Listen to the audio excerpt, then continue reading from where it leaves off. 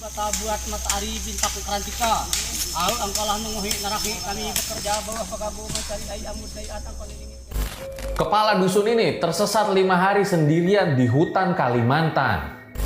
Jadi guys, ini lagi viral banget di RJ5 Channel karena emang lu baca aja berita. Katanya pas si Deki ini tersesat, dia bertemu dengan orang bunian. Dan ini bukan gue nama-namain, lu bisa lihat sendiri beritanya di Google.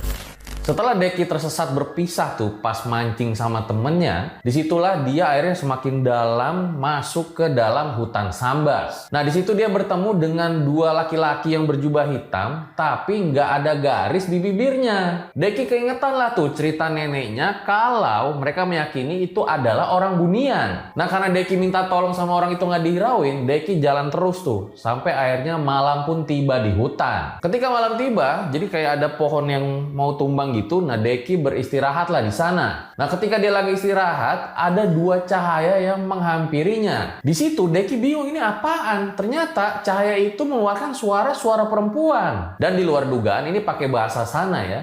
Mereka itu menawarkan kontrak kepada Deki. Deki bingung ya, ini kok gue lagi tersesat malah ditawarin kontrak. Kontrak apaan coba? Tapi Deki melihat kertas itu hanya putih doang, nggak ada isinya. Dan si perempuan itu bilang, kalau kamu mau apapun, mau selamat, udah tanda tanganin aja kontrak ini. Tapi di situ Deki ngeles lah. Dia bilang bahwa dia harus berdiskusi dulu sama istrinya sebelum dia menandatangani kontrak itu. Lalu Deki bilang, sebelum saya tanda tangan juga mungkin nanti apa bisa kamu kasih saya makanan lah, kayak mie instan. Karena saya lapar, sudah 2 hari belum makan. Akhirnya cahaya itu seperti pergi kemana, dan gak lama cahaya itu balik lagi. Ngasih kantong plastik yang isinya 2 mie instan. Di situ Deki bingung ya, lah ini beneran nih ada mie instannya. Nah nggak lama pas dia lihat ke cahaya itu lagi, cahayanya udah nggak ada. Begitu juga dengan kantong plastik yang tadi dia taruh bawah, hilang juga. Si Deki coba cari-cari di situ sambil dia merinding, dan beneran nggak ada apa-apa. Nah di situ dia mikir, jangan-jangan dia halusinasi aja ya karena memang dia kecapean dan kelaparan, belum makan karena dia hanya minum doang pada saat tersesat. Akhirnya dia tertidur. Nah besok paginya dia kembali berjalan tuh dengan kakinya yang nyeker. Dia coba cari kantong plastiknya, ternyata beneran nggak ketemu. Nah pas dia menyusuri hutan yang lebat itu, karena kan memang hutannya itu cukup lebat kalau menurut Deki. Nah disitulah dia mendengar seperti ada aktivitas suara perkampungan. Jadi di kiri kanannya itu banyak orang ngobrol.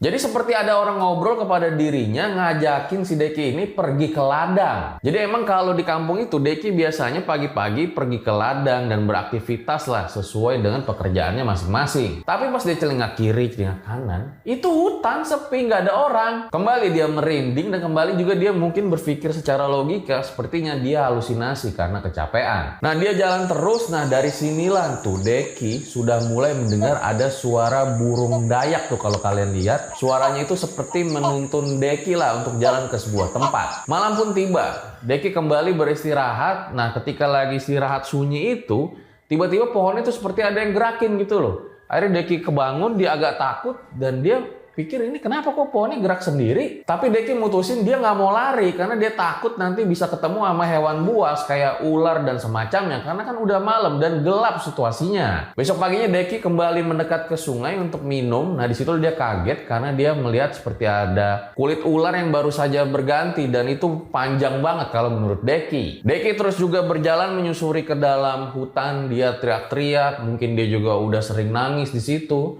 Masih belum juga menemukan orang. Tahu-tahu dia nemu kayak buah jambu begitulah.